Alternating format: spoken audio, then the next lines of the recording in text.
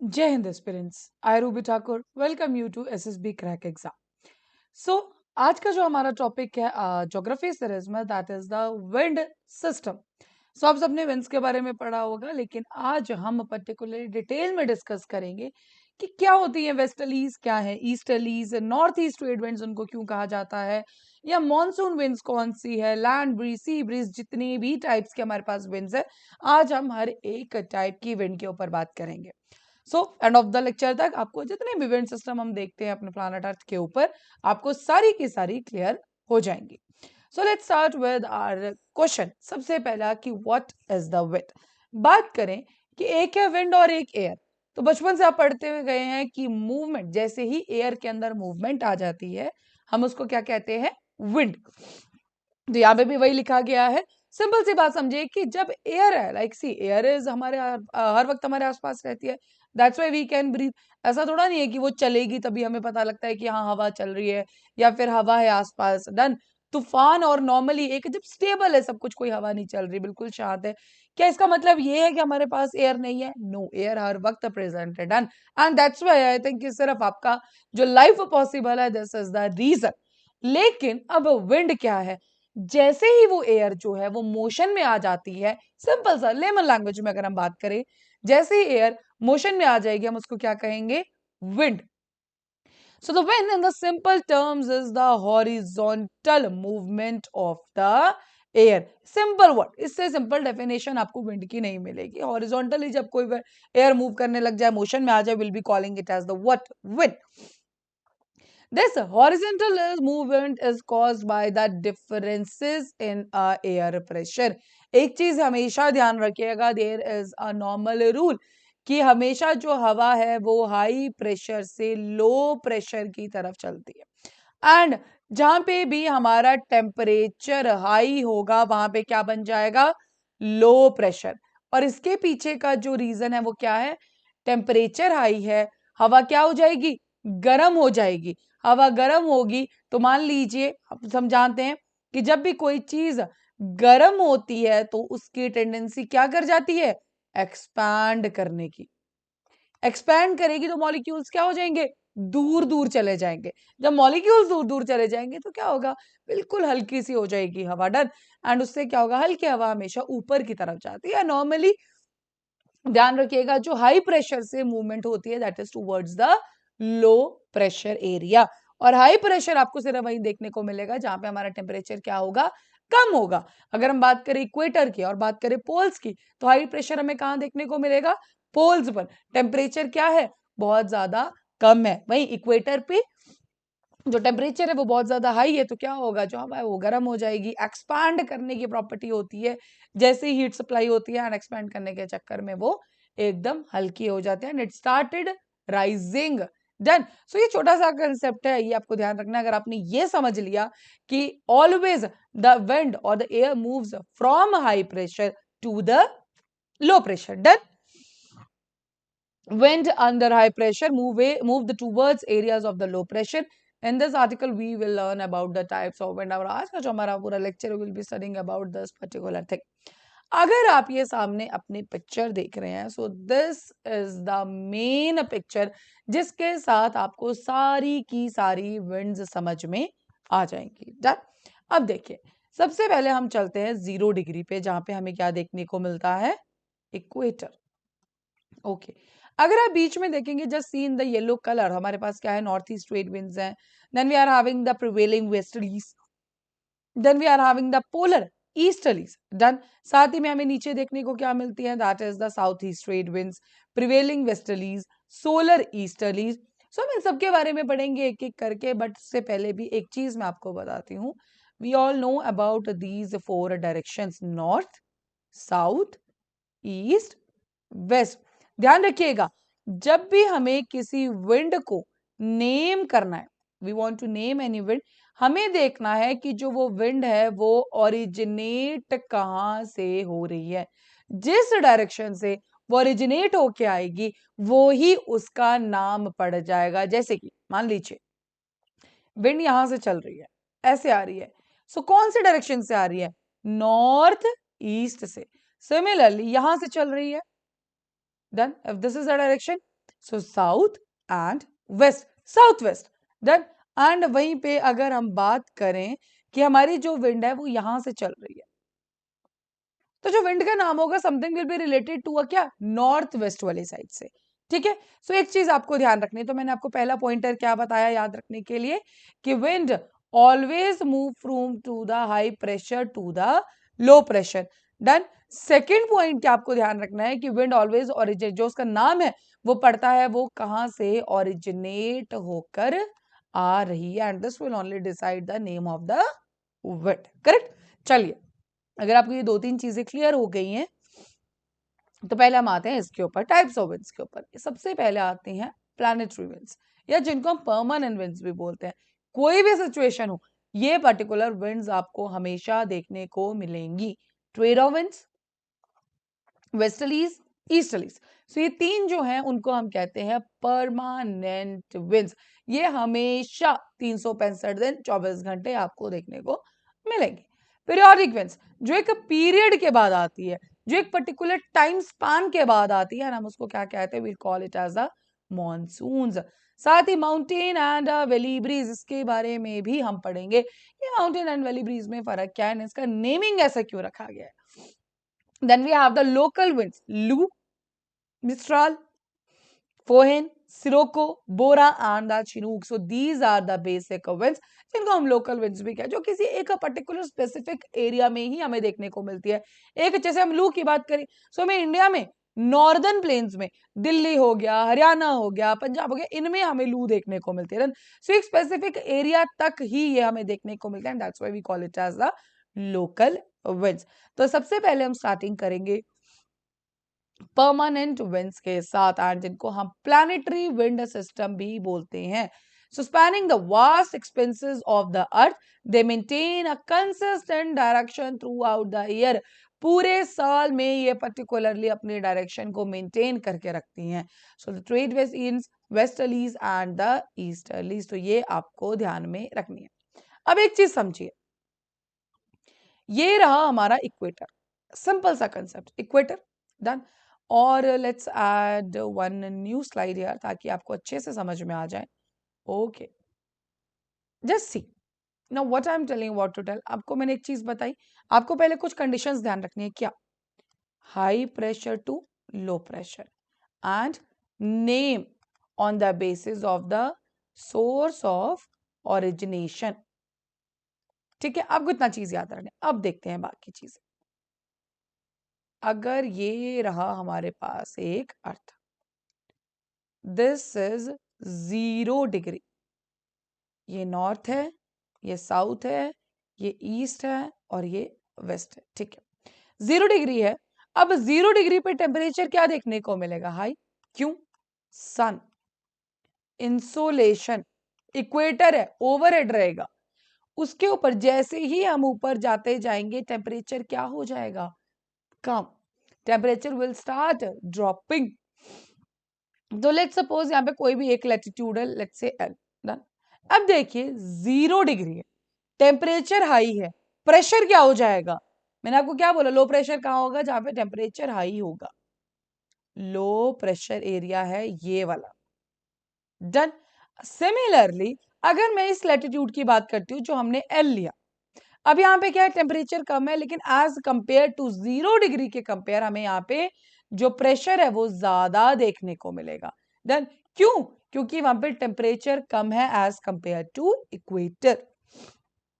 Okay, now what will happen, तो हमें पहली चीज तो हमें पता होनी चाहिए कि मूवमेंट क्या हो जाएगी, high pressure to low pressure, high pressure to low pressure, high pressure to low pressure. Done. तो ये मूवमेंट है। लेकिन अब यहाँ पे अगर आप ये वाली डायग्राम देखेंगे, सी दिस वन पिक्चर, हम क्या देख रहे हैं कि हवा टेढ़ी चल रही है। डन, बिल्कुल स्ट्रेट नहीं गई, जैसे हमने यहाँ पे बनाई वो नॉर्मली ऐसे नहीं गई। कैसे गई है? ऐसे। देन इसका मतलब कोई ना कोई डिफ्लेक्शन हुआ है, and that is the deflection due to the Coriolis force. Then Coriolis force की वजह से नॉर्दर्न हेमिस्फीयर और सदर्न हेमिस्फीयर में हमें डिफ्लेक्शन देखने को मिलेगा। तो आपको एक और चीज का डायरेक्शन ध्यान रखनी है कि when we are in the northern hemisphere, Coriolis force deflect करता है towards the right side. Similarly जब हम सर्दर्न हेमिस्फीयर में हैं, कोरियोलिस फोर्स कहां डिफ्लेक्ट करेगा? लेफ्ट साइड में। अगर आपको ये सारे पॉइंटर्स क्लियर हो गए हैं, सो अब आते हैं इस पर्टिकुलर डायग्राम में। सो क्या बोला मैंने आपको कि high pressure to low pressure move करेगा, तो this is the high pressure, this is the low pressure area. ठीक है, चलिए बनाइए। ये आया। बट कोरियोलिस फोर्स एक्ट करेगा राइट की तरफ, यहां से देखो खड़े होके, राइट कौन सा हुआ आपका? This side. डन। अगर इस साइड को डिफ्लेक्ट करेगा, अब देखो कहां से आ रही है हमारी, यहां से, ये नॉर्थ है, ये ईस्ट है, कौन सी डायरेक्शन बनी? North east. एंड इसी के लिए इसको कहा जाता है north east trade winds. Clear? जो डिफ्लेक्शन आया, जो ईस्ट वेस्ट बनेगा, that is due to the Coriolis force, जिसमें राइट हैंड साइड जाता है नॉर्दर्न हेमिस्फीयर में और लेफ्ट हैंड साइड जाता है सर्दर्न हेमिस्फीयर में। आपको सारे पॉइंट्स ध्यान रखने हैं। डन। सिमिलरली नॉर्थ ईस्ट हो गया। अब यहाँ पे देखिए, this is also what, this is south, this is east, this is west. यहाँ पे भी हाई प्रेशर होगा। ठीक है, यहाँ पे 0 डिग्री है, यहाँ पे लो प्रेशर। विंड ऐसे मूव करनी चाहिए थी, बट कैसे मूव कर गए? Deflected towards the left hand side due to the Coriolis force, and this is the reason इनका नाम क्या पड़ गया? देखो इसका है north east trade winds, this one. Let's take some अलग कलर। ओके, चलिए। सो ये जो पूरा एरिया है, that is what the north east trade wind. Similarly नीचे भी जो एरिया है, that is called as the south east trade winds. So I hope now you are clear with the south east and the north east trade winds. चलिए अब एक बार इनको पढ़ भी लेते हैं। So originating from the sub tropical high pressure belt, जो ऊपर आपने बेल्ट देखी 13 degree non, that is the sub tropic high pressure belt, and moving towards the equatorial low pressure belt, high pressure to low pressure movement देखने को मिलेगी। These winds travel across the both northern and the southern hemispheres. Term the northeast trade winds से क्यों वहां से blow होके आ रही थी, and the south east trade winds in the southern hemisphere, क्यों जहां से वो ब्लो के आएंगी, डिफ्लेक्शन लेंगी, जो भी है डन, उसकी वजह से उसका नाम चेंज हो जाता है। Now the next is the westerlies. अब हम क्या करेंगे, हमने देखिए एक पर्टिकुलर चीज हमने कवर कर दी थी। डन, इतना पोर्शन वी हैव कवर्ड। ठीक है, यहाँ पे नॉर्थ ईस्ट ट्रेड विंड्स है, यहाँ पे साउथ ईस्ट ट्रेड विंड है। चलो अगला देखते हैं। सब ट्रॉपिकल हाई प्रेशर बेल्ट, मतलब ये वाली बेल्ट की बात कर रहा है जहां पे हाई प्रेशर है। To subpolar low pressure belt in the both hemispheres, westerlies follow a southwest to northeast course in the northern hemisphere and a northwest to southeast course in the southern hemisphere. The prevalence of the land masses in the northern hemisphere reduces the efficiency of westerlies due to the obstruction. चलिए, तो हम चलते हैं इस particular diagram में and हम यहीं से समझेंगे कि why it is called so. Okay, अब देखिए ये रहा सब tropical high pressure belt. Done. And this जो हम इसके ऊपर, हालांकि यहाँ पे टेम्परेचर और भी ज्यादा कम होता है, लेकिन यहाँ पे होता क्या है हमारा लो प्रेशर। अब इसका भी रीजन है, ये जो प्रेशर बेल्ट जब पड़ेंगे तो उसमें भी ये रीजन है। सो अगर आप खुद सोचिए, मान लीजिए एक यहाँ से विंड आ रही है, एक यहाँ से विंड आ रही है, जब ये दोनों आमने सामने आएंगी तो ये ऊपर उठ जाएंगी, पीछे क्या छोड़ जाएंगी? लो प्रेशर एरिया। एंड ये ही जो विंड का रीजन है, उसी की वजह से हमें यहाँ पे क्या देखने को मिलता है? सब पोलर लो प्रेशर। बोलने का मतलब क्या है, जो हमारा ये वाला area, that is called as the high pressure belt, और ऊपर वाले को हम बोलेंगे लो प्रेशर बेल्ट। तो मूवमेंट कैसे? High pressure to low pressure. Done, this is the movement. ऐसे जानी चाहिए थी। कोरियोलिस फोर्स आया, राइट हैंड साइड में धक्का देगा, तो कैसे बन गई? ऐसे। ठीक है, so yes, this is the reason behind that, किसको हम क्या बोलते हैं? Westerlies and correct. सो देखो कहां से आ रही है, this is the west side, ये वेस्ट साइड है, और वहीं से आ रही है, देखो। So that's why we call it as what? The westerlies. Correct.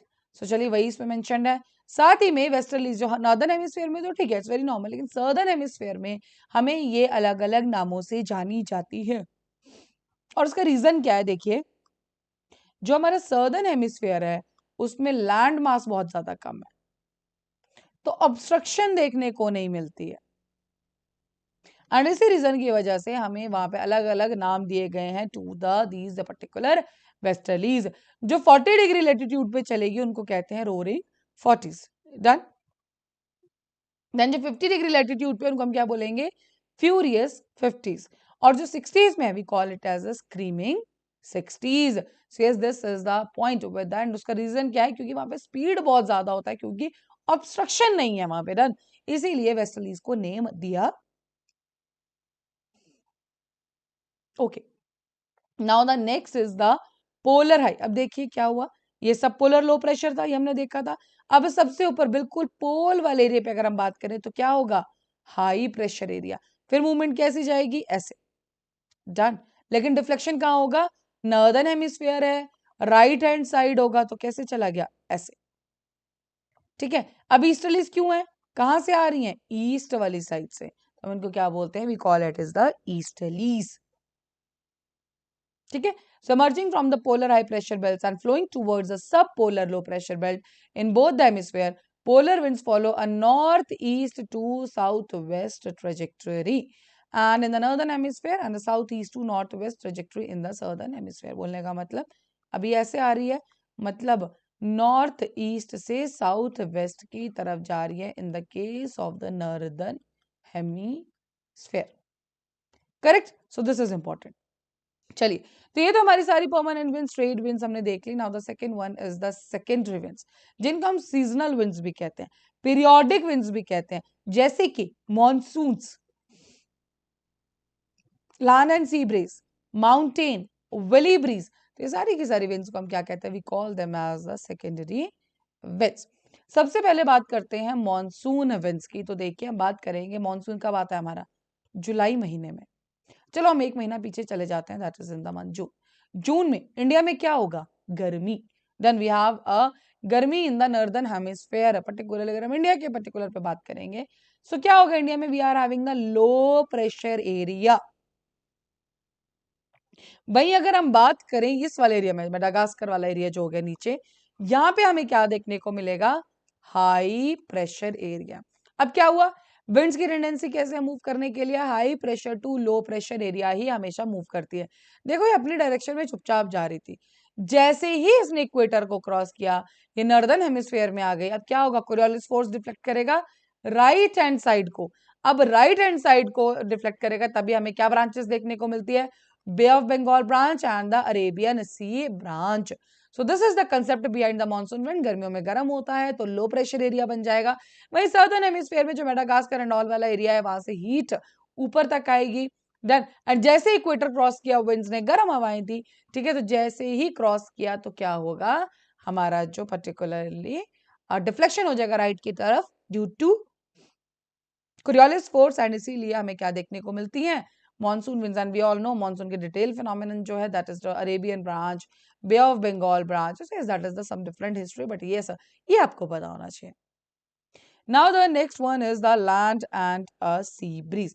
बात करें लैंड एंड सी ब्रीज की, तो देखिए सिंपल सी बात, अगर हम ले सी ब्रीज, डन, तो सी ब्रीज का मतलब क्या हुआ, हम सब जानते हैं जो लैंड है वो ज्यादा जल्दी गर्म होता है एज कंपेयर टू वाटर, ठीक है। मान लो दिन चढ़ गया, सूरज आ चुका है, अब क्या होगा, लैंड एकदम से गर्म हो जाएगा। लैंड गर्म होगा तो उसके कांटेक्ट में जो हवा आएगी वो भी गर्म हो जाएगी। अब हवा गर्म हो गई तो क्या करेगी, मूव करेगी, ऊपर की तरफ जाने लगेगी, ऐसे। जैसे ऊपर की तरफ जाने लगेगी तो पास से यहाँ पे क्या आएगी, जो हाई प्रेशर एरिया, मतलब जो ओशियन है वो तो ठंडा है, तो प्रेशर क्या होगा, हाई प्रेशर एरिया, तो विंड इस तरफ को मूव करनी पड़ेगी। तो हमेशा नाम के लिए ध्यान रखिएगा कि जिस साइड से ठंडी हवा आएगी उसको हम क्या बोलेंगे, उस टाइप की ब्रीज। यहाँ पे फर्स्ट वाले ऑप्शन में ठंडी हवा कहां से आ रही है, सी की तरफ से, तो हम इसको क्या बोलेंगे, we call it as a sea breeze, क्योंकि जो ब्रीज है, जो ठंडी हवा है, वो कहां से आ रही है, that is from the sea side, done.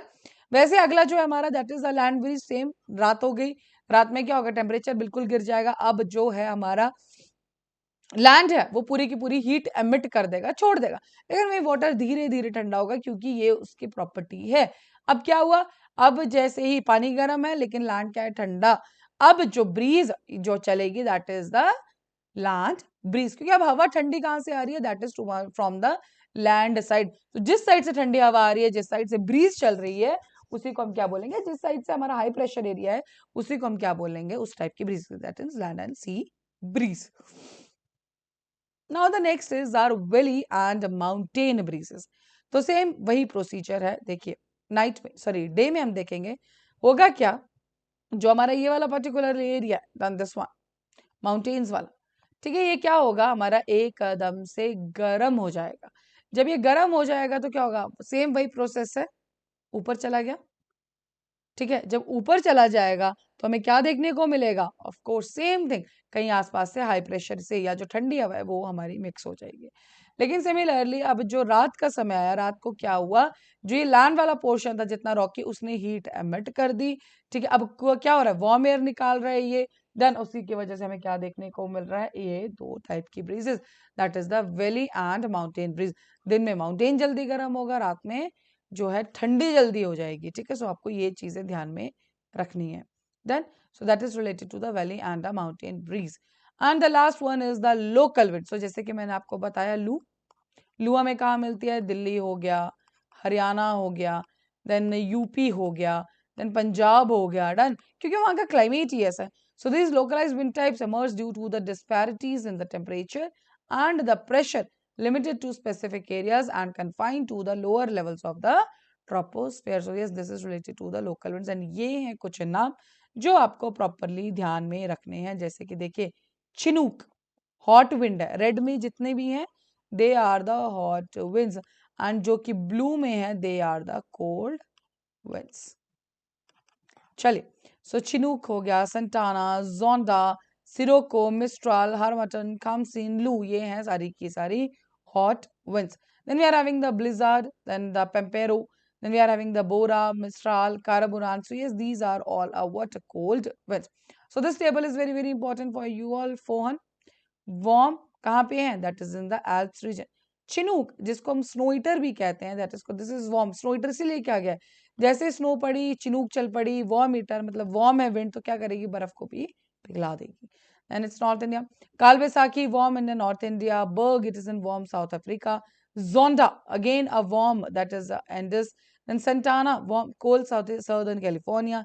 Similarly, Khamsin, बहुत बार पूछी गई है, warm Egypt. Then it's a Harmattan, warm Guinea coast. तो इसी तरह की आपको सारी winds के बारे में ध्यान रखना पड़ेगा. They are very, very, very important. Done. So that is all for this particular lecture, and I hope now you are clear with each and everything with this particular lecture for the wind system. हमने permanent, जैसे जो हमने trade wind से start किया था, then हमने trade winds देखी, जो परमानेंट विंड्स हम जिनको बोलते हैं।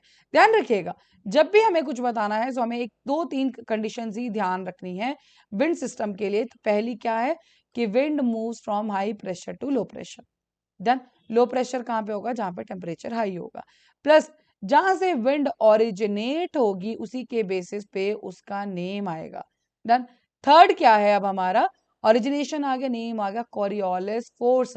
नॉर्दर्न हेमिस्फीयर में राइट डिफ्लेक्ट करेगा, वहीं सर्दर्न हेमिस्फीयर में लेफ्ट की तरफ डिफ्लेक्ट करेगा। So yes, these are the 3 points. अगर बाकी ये नाम आपको ध्यान रखने हैं कि चिनूक क्या है, फोन, कालबेसाकी, बर्ग, जोंडा, लू, सेंटाना, सर्दली, खामसीन, हार्मटन, मिस्ट्राल, परगाल, लेवेंटर, पंपेरो, नॉरवेस्टर, एंड इन सब के ऊपर आपको ध्यान रखना पड़ेगा, एंड इनके लोकेशन भी बहुत ज्यादा इंपॉर्टेंट है। Done. So that is all for this particular lecture. Thank you so much for watching. जय हिंद, जय भारत। अगर आप एक डिफेंस एस्पिरेंट हैं और SSB interview, NDA, CDS, AFCAT जैसे एग्जाम्स के लिए प्रिपेयर कर रहे हैं तो आप एसएसबी क्रैक एग्जाम्स के कोर्स को चेक करना ना भूलें। आप हमारी लर्निंग एप्लीकेशन को गूगल प्ले स्टोर से भी डाउनलोड कर सकते हैं।